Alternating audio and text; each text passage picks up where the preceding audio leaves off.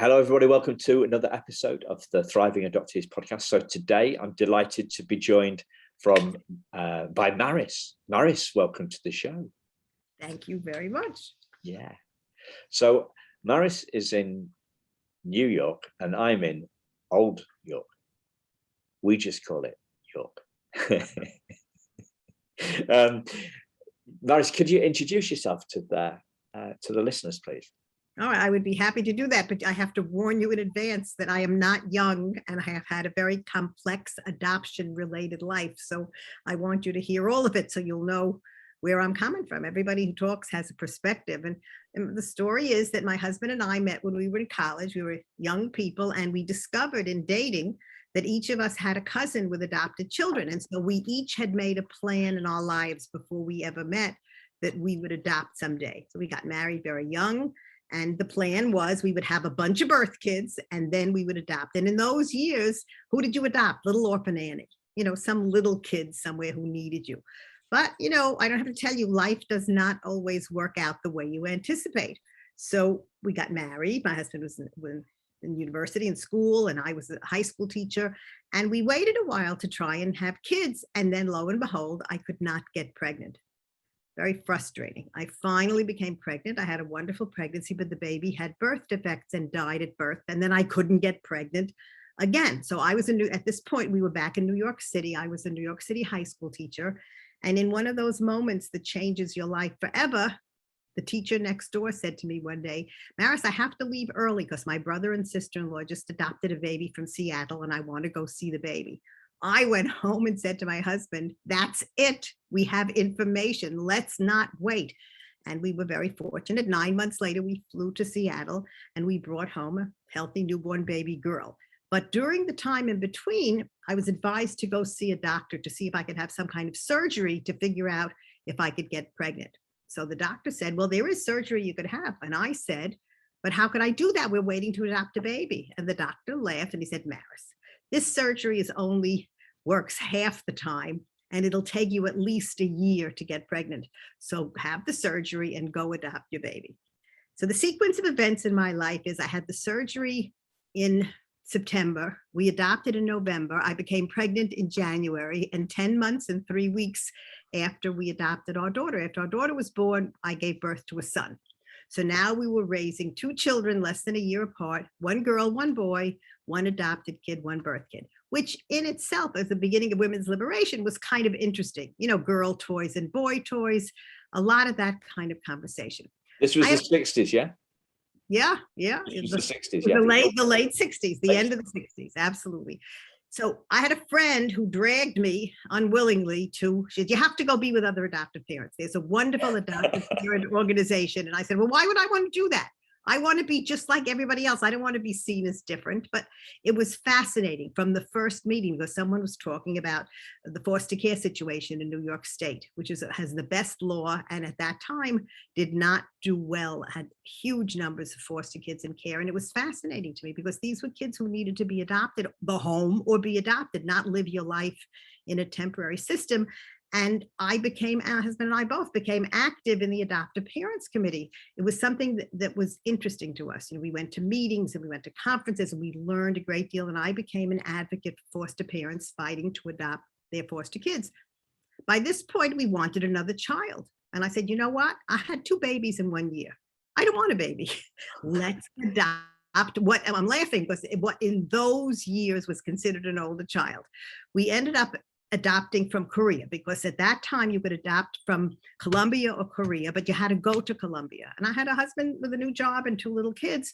So we ended to Korea, they brought you the children. And we lived in Queens, which had Colombian families and Korean families. So we were not bringing a child to be the first child of a certain culture or race in a place. So we ended up adopting, I'm laughing, the older child was 3 years and 7 months old. We took a baby, a toddler from Korea. So here we were. So now we were not only an adoptive family and a birth family, but we were a mixed race family too, which is how it's always been. We have been a multiracial adoptive family.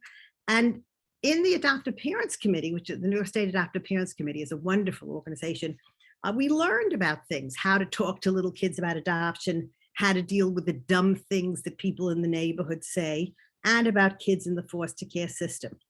And I have to tell you, I'm sure you've heard this a million times. When you adopt, you become the resident expert on adoption in your neighborhood. And so people would call me all the time and ask questions. And I became part of a statewide adoptive parent organization that started. And then I started going to NACAC, the North American Council on Adoptable Children, to their conference. I went to workshops, and eventually I started giving workshops because I knew a lot of stuff. And ultimately in 1980, somebody said to me, would I want to go inside? Would I want to run a special needs adoption program in a New York City foster care agency? And there's another thing, the things that change your life. For 5 years, I worked placing the kinds of kids for adoption that I wouldn't have adopted in those years. Handicapped babies, teenage sibling groups, duly diagnosed kids, kids who had had a really difficult life.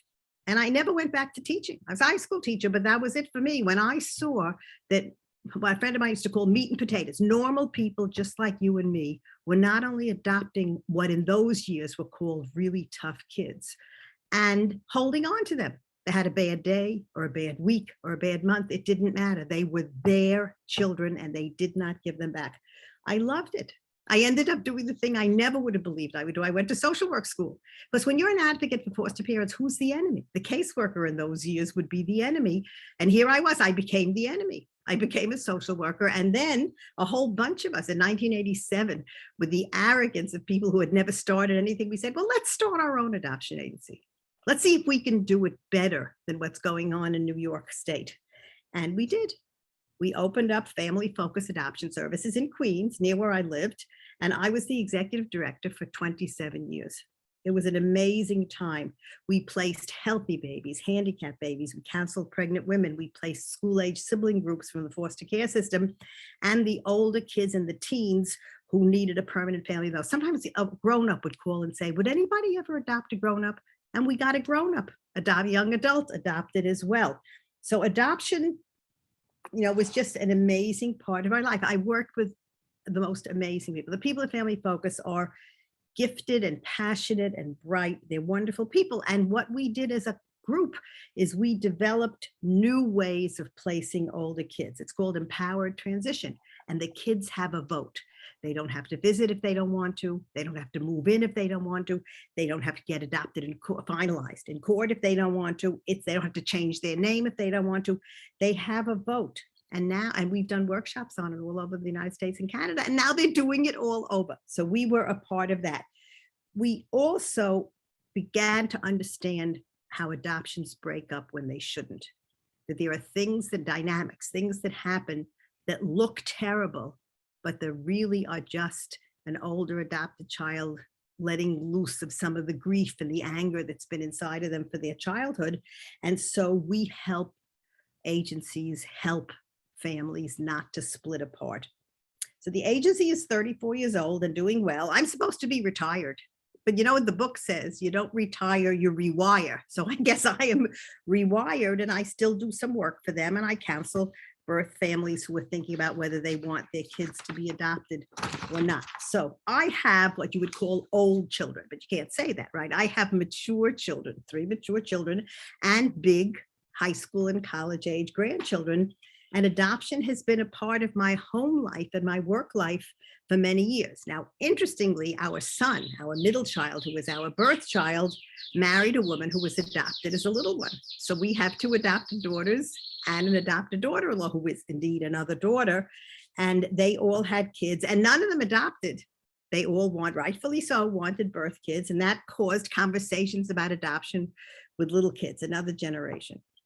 So that's who I am. I know a lot of stuff, but it's I have multiple perspectives on adoption. Yeah. Absolutely fascinating. Absolutely fascinating. So I'm figuring that your kids probably about the same age as me then. How old are your kids? Early 50s. Yeah. Yeah. Early 50s. Yeah. So I'm 54. So. Well, there you are. They were a drop younger than you. Not much. Yeah. I was born in 67. Yeah. And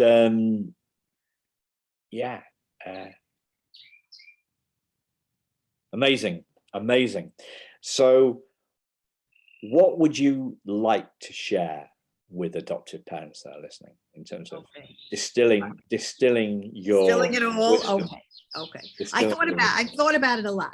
And I think that the most important thing I learned, and I think the most important thing people considering adoption or new adoptive parents need to know, is that the world of adoption is a unique world for the rest of a family's life. It isn't that some kid got adopted once and now you're just moving along and you celebrate, the gotcha day, which some people do. No, we know things. Adoptive parents know things that other people do not really understand. For instance, the whole issue of how do you know when a child, people who visit with older kids, how do you know when a child is really your child? Because it's not an intellectual decision. You claim them in your heart. Has nothing to do with being in front of a judge. Plenty of people have raised kids and never gone to court, but in their heart, they were their children. Look at step parents, whether they don't get to adopt necessarily, but in their heart, they have claimed their child. So adoptive parents understand mine, the word mine, that's mine, that's my child. And the other thing is that we are connected to the birth family, whether we ever meet them or not. We are together part of a bigger family.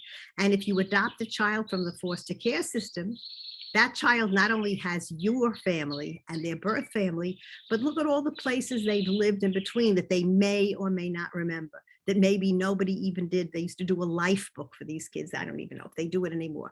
Do they have a photograph of the people they lived with, every place they ever lived? Foster kids bounce. The lucky ones either go home or get adopted right away. The others all bounce.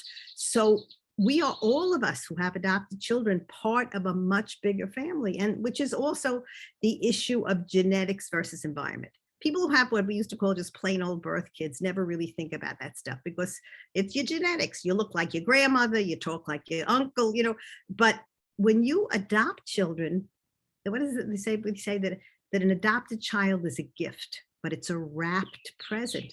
You don't know who's inside that child. They have amazing gifts, but you have to watch for them and you have to feed them art, science, thinking, not just the other part, the learning disabilities or ADD, all the rest of that jazz that everybody's diagnosed with now, but the whole issue of using the environment to feed on the gifts and to grow the gifts of their genetic gifts. So I guess that's what I really thought about, that the world of adoption is a special world for the rest of a family's life. Yeah. Wow.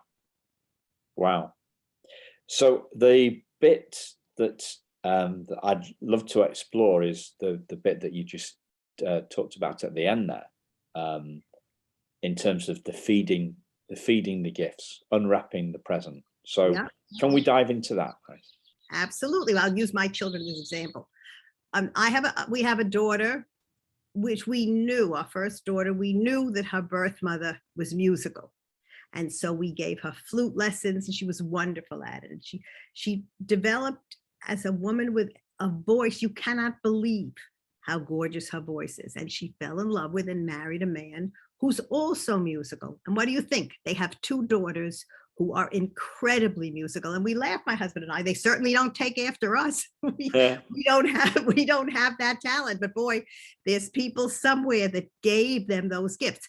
Our son, who was a birth child, who married a woman who was adopted, they have two children also with incredible gifts. So it's not only the adoptee's gift, but it's the genetics that they give their children. I mean, we have a grandson who is truly a scientific computer genius. There's no issue. Didn't get it from us, got it from somebody. And the granddaughter who is artistic, she works with metal and sculpture and incredible art major in college. I said, look at this.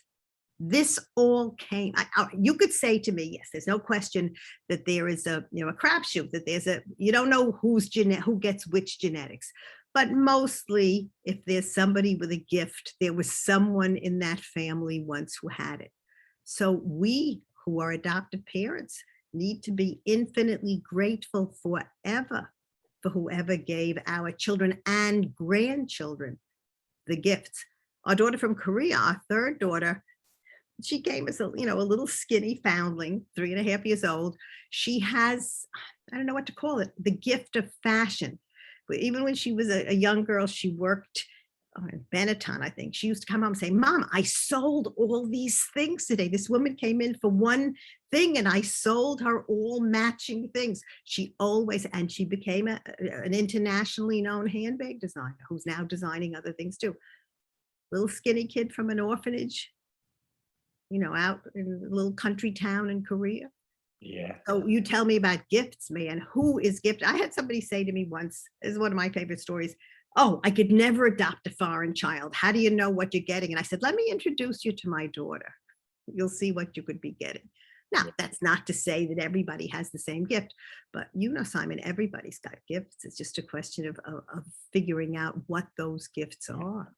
Yeah. So one of the ways that you've fed the gifts is you talked about your grandson who's great on the scientific and the computer. This is the grandson that created your website for you, yes, I guess. No, that's the website was I have a nephew. Oh, nephew that did that. Sorry. I have a nephew who said to me, Aunt Maris, you need a website. I said, really? Do it. So he did it. We're going to link to that in the show notes. I want to just pick up on this thing because it's really big. It's incredibly big, I think, and it kind of some people might miss it. So you've talked about 5 minutes ago. You talked about empowered transition. Yeah. And you're talking really about empowering kids. You're talking about in my world, you're empowering them to release their passion. If their passion is for music, if their passion is for science, if their passion is for fashion, then release that passion, unwrap that gift. And I thought this is so powerful because kind of like before I came into the adoption space, I did a lot of work in elementary schools, and school kids, their day is determined by the principal, or in an elementary school in the US, or a head teacher, in the UK. In England, the head teachers, the head teacher, we have a national curriculum. So in this, like it's a high school teacher, you have a state curriculum, don't you? Yeah. And a school district. So the school, the principal, and the school district, that determines what the child does. So the kids they've got no latitude whatsoever. They've got no agency. They've got no freedom at all during the day. It's set by the education system. Yeah. And that's like, so they've got no control whatsoever. What I figured, I started going into schools, and I figured out pretty quickly the way to get kids engaged is to figure out what they want. Yeah. What they want. And what they want, as in empowered transition. So, when you talk about empowered transition, empower them what they want. And when you're talking about unwrapping the gifts, what is it that they want? Where is their skill? And let's fan the flames of that passion, that let's inspire them and let's empower them to make their dream come true. Let's encourage them to follow their natural skill. And let's realize, and I mean, it seems so obvious, doesn't it? But it's schools not. do not have that control during the day. So when I went into elementary schools, I used to say, okay, so what's your dream? And the kids would say, well, I want to get into the soccer team. I want to pass my piano exam. I want to be I want to, short-term dreams. Like I want to be a flower girl at my auntie's wedding, or, it's just understand what they want and then encourage them, inspire them, empower them, coach them to get what they want. Let's not try and, force them down the way that we did. The way to engage a child is to find out what they want and help them get what they want. Right, but it's not always easy. I'm thinking to myself, a family that doesn't have a lot of money, the 2 working parents, maybe 2, 3 kids, it's really hard. And on the weekend, they're glad to just relax or go to grandma's house. It's an effort. That's why people buy kids clay and marking pens and all this other stuff for for their birthday or the holiday to see do they like that stuff.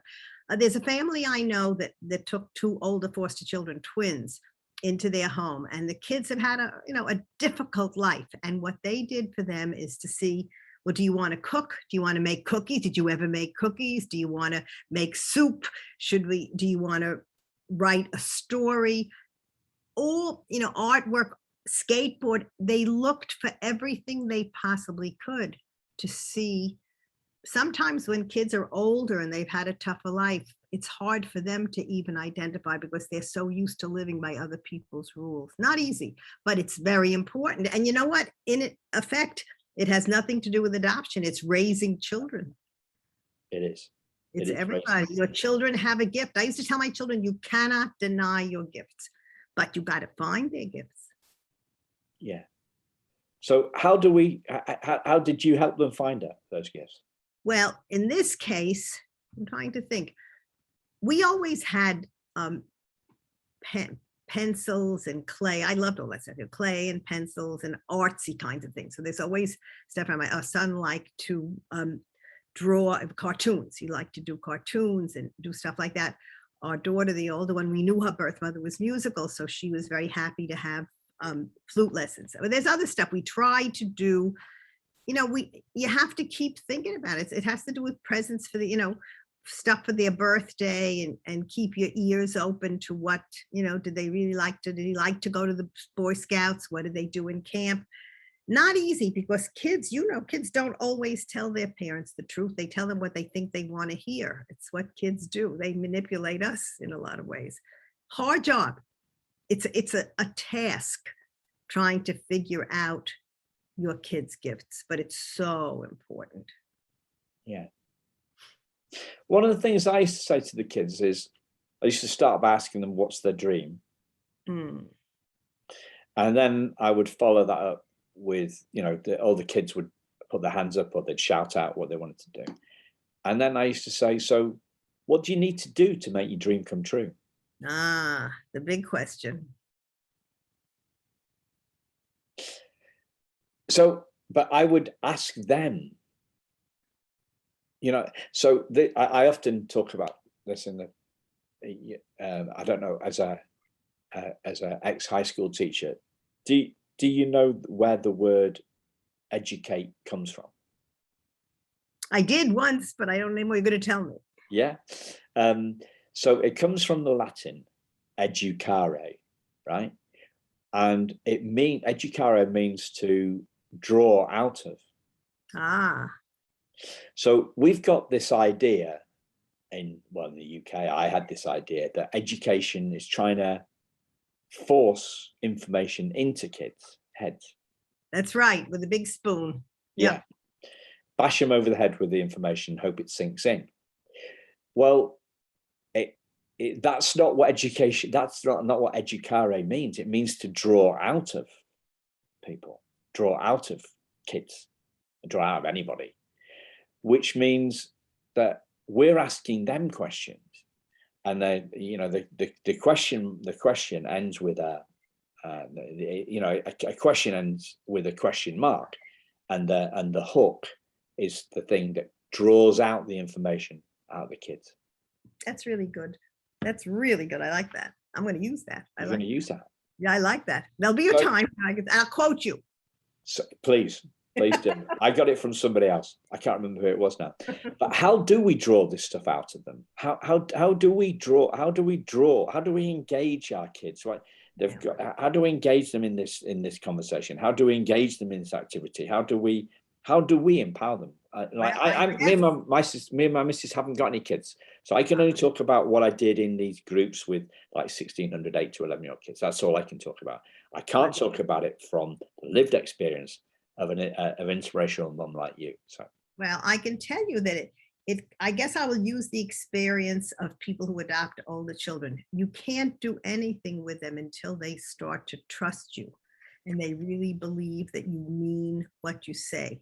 Because kids in the foster care system, kids who've been in child welfare, moved from place to place, have been, and who had difficult lives before, have been lied to so much that when they come to a new family, they're watching all the time. And I'm not talking babies now, even though I will tell you that how do babies trust you? If you pick them up and you don't drop them, if you feed them when they need to be fed, if you change a diaper, they learn to trust. And if you look at Erickson, you know, the social psychologist, the first building block of the adult personality is trust. It's that first year or two, you must learn to trust. And kids from the foster care system may be 11 and they don't have a shred of trust. So you can't engage kids in a conversation where they will tell you what they truly would like, even for their birthday, unless they first trust that you are who you present yourself as. So what do you do then? You know, the old story, you don't lie to kids. You don't make promises that you can't hold on to. You be very straightforward. Tell them how you set an example. This is how I feel. Watch something on television, say, you know, that makes me sad. And then talk about why. Kids don't trust in a minute. New kids in a home.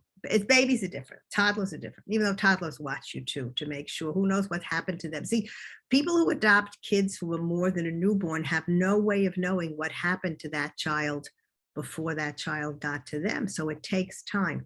Once a child trusts you, then I do a workshop on how to talk to kids about difficult topics. And one of the things is, once you sit down and you say, I want to have a conversation because next week is your birthday and you're going to be 9. And I know things about your birth father that I never told you because they were very sad. I need to know if you are ready to hear things about your birth father. And you wait and you let a kid answer you. So the difficult conversations, it's not the easy stuff. Easy stuff is easy. Good news is easy. We're going to grandma's for Thanksgiving. What should we cook? You know, what dessert should we buy in the store? But bad things, tough things, people struggle with. How do they tell? And not just adoptive parents, all parents and teachers and social workers struggle with how am I going to tell a kid this terrible thing?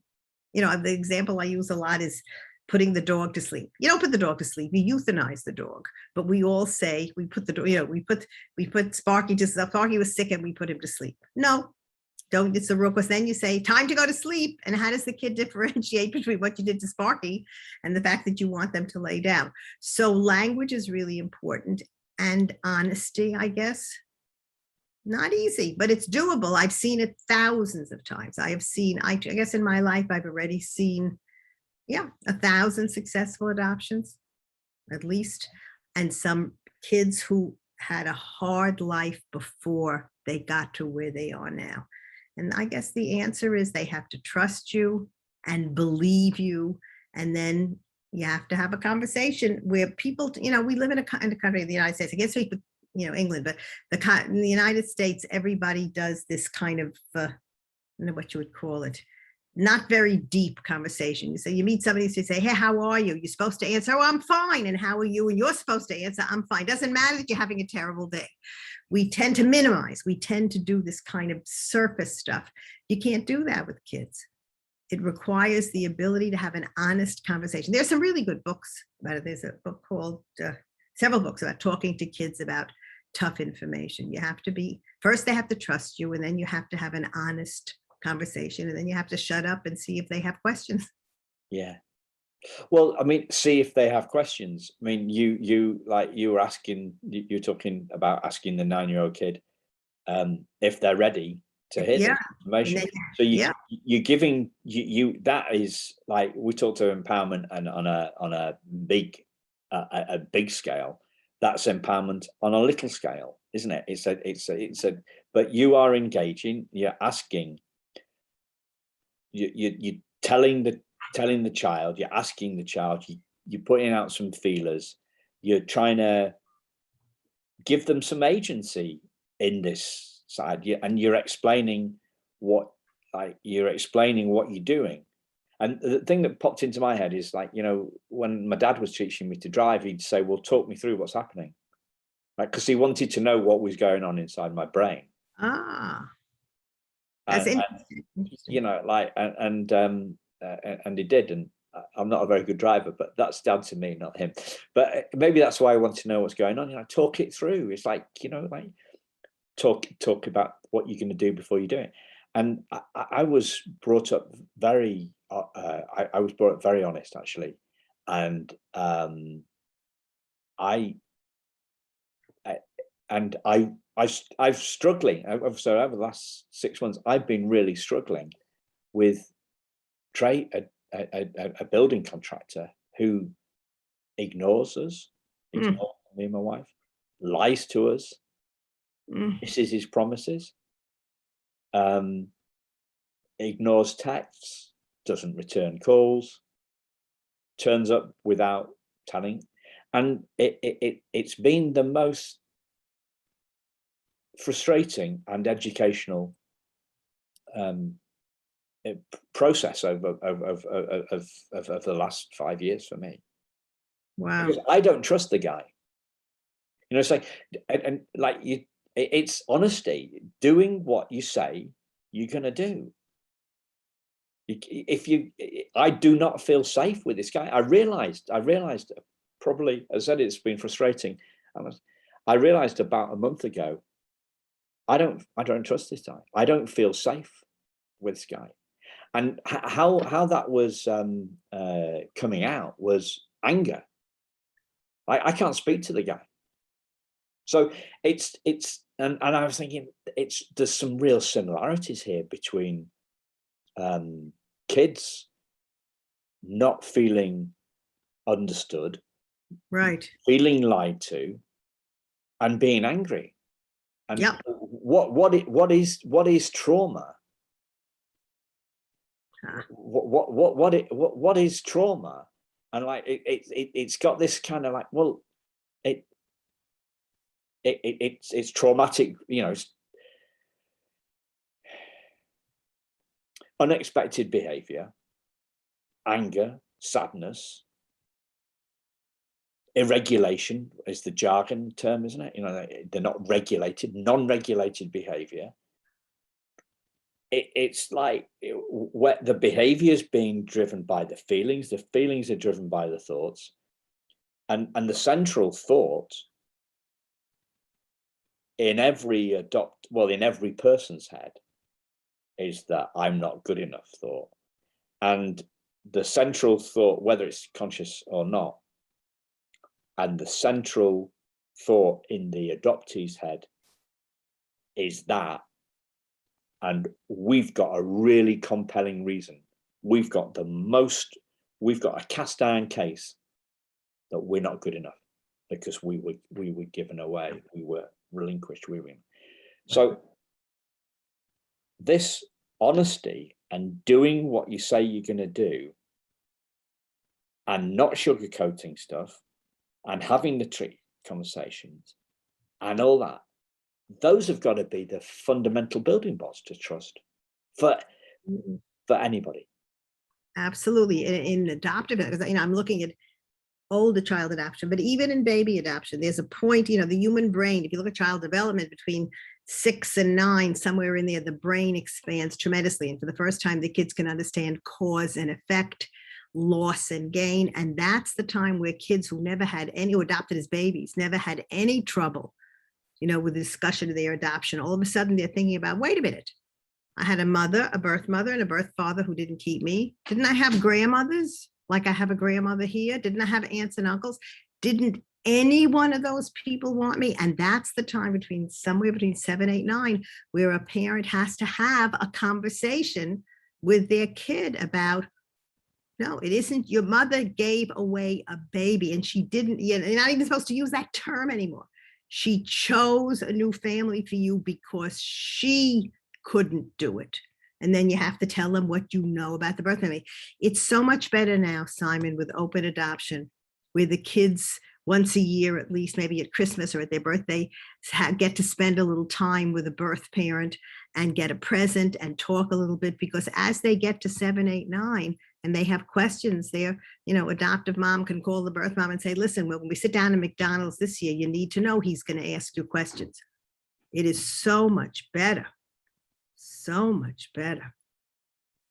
open adoption. Do you have that in England as well? I think we're behind you on it. I think it is just, it's so much better for the poor young pregnant birth mom who gets to meet the people, and sometimes they're in the delivery room, and once a year she gets pictures or they get together. It's very painful. My understanding from talking to birth parents is it doesn't last a long time because it's too painful to watch your child growing up happily in someone else's family, getting the things you couldn't give them. So supposedly visiting doesn't always go on every year forever. It's too hard on the birth mom. Yeah. And I don't know, birth dads you don't hear about very much at all. They're interesting to talk to, but a lot of times the reason the birth mom placed the baby is because the birth dad couldn't help. Yeah, or didn't want to help. I mean, in my case, I know from the files, he left her in the lurch. He didn't want anything to do with the unborn baby. Me. Same thing with my daughter, my older daughter. Same story. Yeah. But I sometimes think about that, like how I would have been if I'd been him. So I don't know. No, you don't know, because you can't walk in. That's the other pieces. You can't walk in somebody else's shoes. How could we know the effects of life on those other people, and what regret they have or don't have? Sometimes I counsel birth mothers, and sometimes I want to say to them, don't do this. What can you do to keep your baby? You will be so sad, on the anniversary of the baby's birth every year, but you can't do that. I can't say to a birth mother, don't do this. I have to just let them do what they want to do. But sometimes as I get older, I have, profound, having lost a baby, I have profound sympathy for a birth mother giving up. No easy thing, boy. Yeah. I tell people that's why you cry when you go to court and an adoption is finalized. That's why there's tears, because as happy as an adoption is, it starts with sadness. If there wasn't sadness first, there wouldn't have to be an adoption. These people don't realize that stuff, So trust and tough conversations and honesty and talk. I mean, because I got into a bit of a rant on this myself. So you're allowed. I'm keen to hear more about that stuff from somebody that's lived it.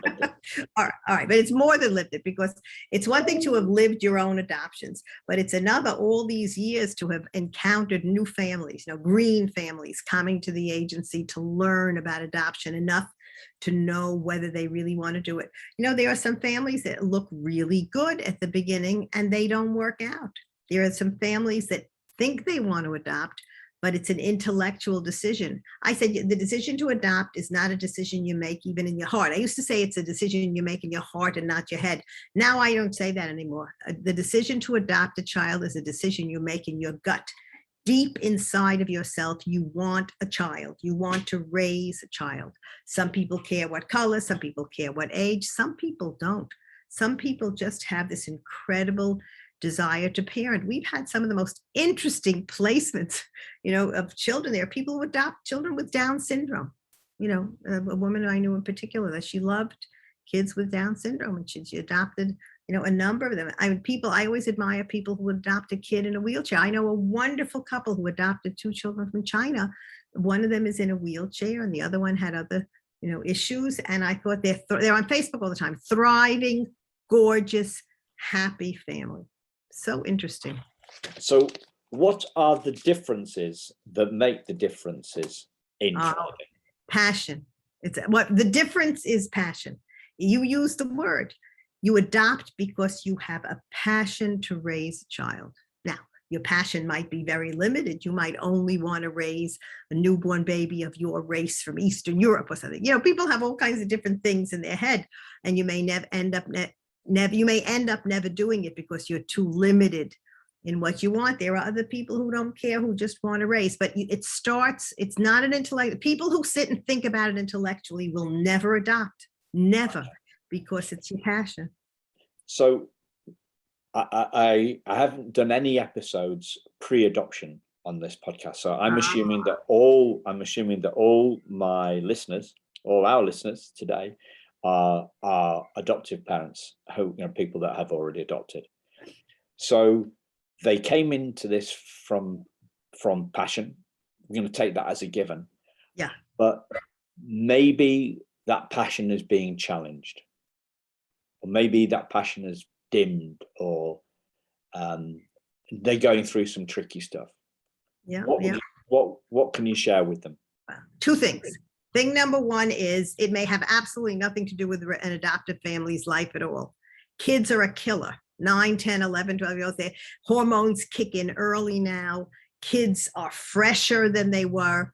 COVID did not do any favors. All these kids having to do work at home and not necessarily, doing it well or being with their friends. So some of it is sometimes the difficulties you're going through are just parental. They're just family stress times, and you need a therapist.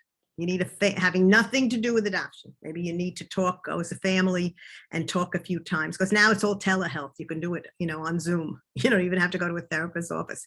But so some of it has nothing to do with adoption at all. So don't assume, as a family that's struggling, that your struggle have to do with adoption. However, on the chance that it does have to do with adoption, then somebody has to have a conversation. An adult, my husband and I thought we were really good parents, and we used to, our son, about 3 kids, our son at one point was a handful. And so we would sit down and talk to him. And at one point he said to us, "Do you always have to talk to me together, 2-on-1? Can't it just be 1-on-1? So I learned a very big lesson from that child. Don't do 2-on-1. Don't 2 parents sit down with 1 child. Not fair. So you need 1 parent to sit down with 1 child and see if you can get to what's really going on. Maybe there's bullying in school. Maybe there's a deep regret that he doesn't know what happened to his sisters and brothers, birth family. Maybe they wonder what happened. Did I have a grandma? What happened to my grandma? There's all kinds of things that go, how can we possibly know what's in a kid's head? But we could help them try and identify it for themselves first. It's helping kids understand that they're thinking, from 6, 7, whatever that is, when the brain makes that giant leap, you have a thinking child. And sometimes they don't know what to do with what they're thinking. I think sometimes adopted kids feel guilty if they're thinking that they'd like to find their birth family. I think there's a lot of guilt, which there shouldn't be, but there is. You can't say shouldn't, it's somebody's feelings. But, plenty of us as adoptive parents would love to meet the birth family. I should tell you that. I would love to have met my kid's birth family. In those years, it was all closed adoption. Yeah. So just one thing, I'm gonna drop in something that I learned from the bullying stuff working in elementary schools. The number one thing, if your child's being bullied, the number one thing that that your child needs to see is that it's not their fault. Mm-hmm. Mm-hmm. They need to see for themselves that it's down to what's going on inside the bully. Right. So what's that whole thing? Whose problem is it? You have to teach your kids that. That was that thing from, remember that book, I'm Okay, You're Okay? It must have been in the 70s. Yeah.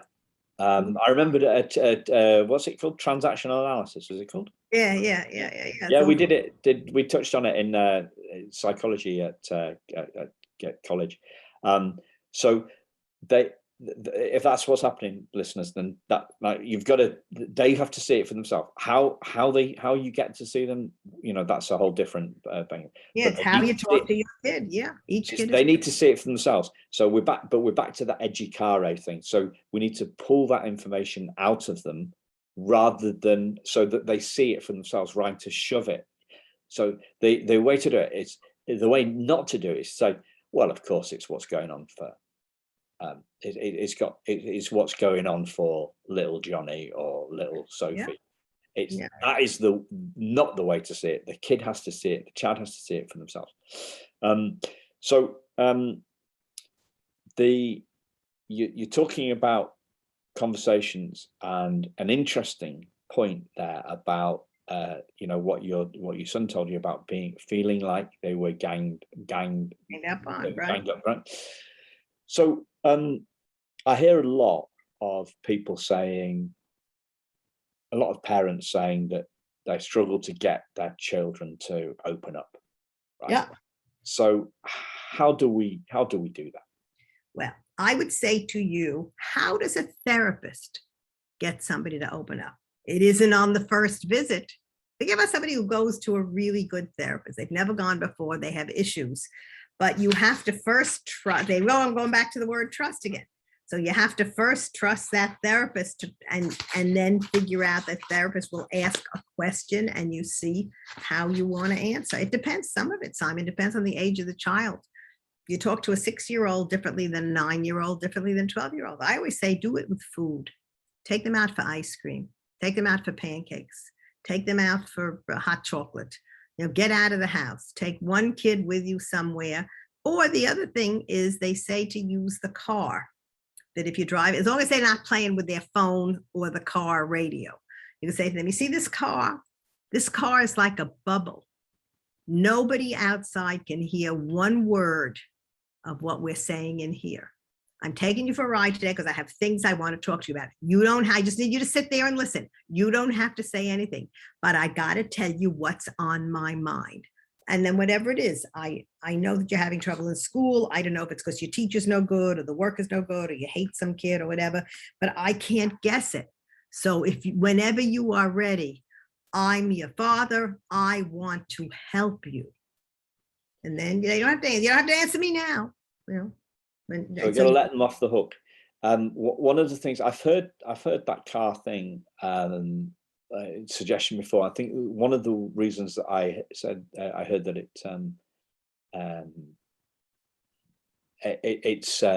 can be beneficial is there's no eye contact. You're driving. Aha, that's absolutely correct. That's absolutely correct. So you're not like some kind of it's not like an interrogation on a cop show. A detective, right? Exactly. Like a detective.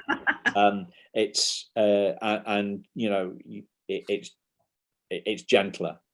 So if like your son's saying don't gang up on me, the eye contact, face to face, we're talking here about just ways of letting the child off the hook and making less of a big deal about it. It's not. And the sincerity, just a minute, and the sincerity.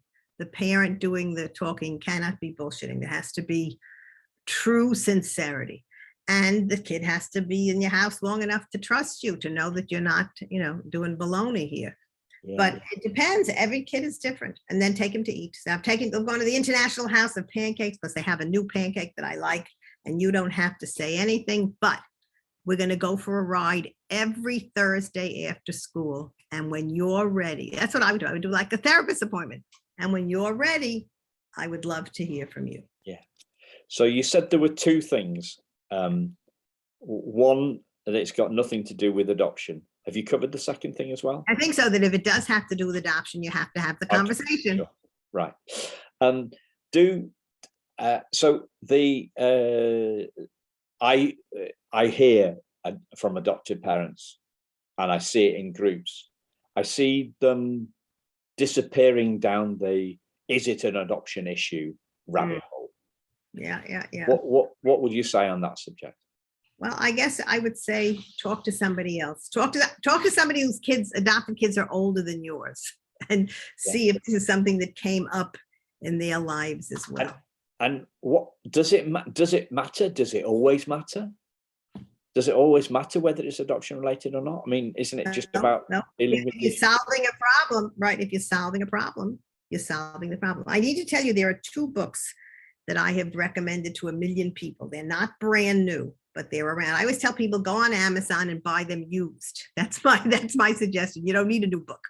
Buy for cheaper. But there's a book called Helping Children Cope with Separation and Loss by Claudia Jewett, who was around a long time, Claudia Jewett. And the other one is called Telling the Truth to Your Foster or Adopted Child by Betsy Keefer, Keefer. She had another author with her, but she's the only name I remember.